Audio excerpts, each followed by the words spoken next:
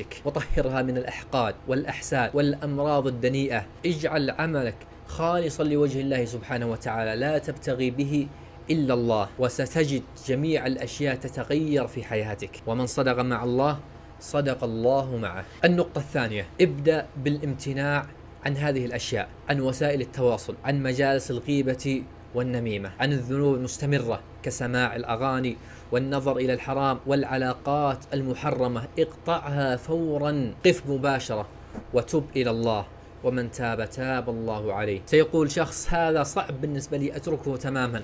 تذكر قول الله سبحانه وتعالى والذين جاهدوا فينا لنهدينهم سبلنا. البرنامج الثالث، ابدأ بإصلاح حالك مع الصلوات الخمس، وأعدك إذا صلح حالك مع الصلوات الخمس فسيصلح جميع شأنك بإذن الله. اترك كل ما في يدك إذا سمعت صوت المؤذن واذهب إلى الصلاة. قال صلى الله عليه وسلم ولا يزال أقوام يتأخرون عن أداء الصلاة حتى يؤخرهم الله. قال العلماء حتى يؤخره الله عن جميع ما يشتهيه في حياته الدنيا. البرنامج الرابع، حافظ على السنن الرواتب، 12 ركعة من غير الفريضة. حاول أن تحافظ على 12 ركعة، ولو فاتتك بعض هذه الركعات فحاول أن تقضيها في الصلاة التي تليها. المهم أن ينتهي هذا اليوم وقد صليت لله 12 ركعة. البرنامج الخامس، ابدأ بقيام الليل. ابدأ ولو بركعة في الليلة الأولى، ثم ابدأ في الليلة الثانية ب3 ركعات، ثم ب5 ركعات. إن استطعت أن تزيد فبها ونعمت، وإن لم تستطع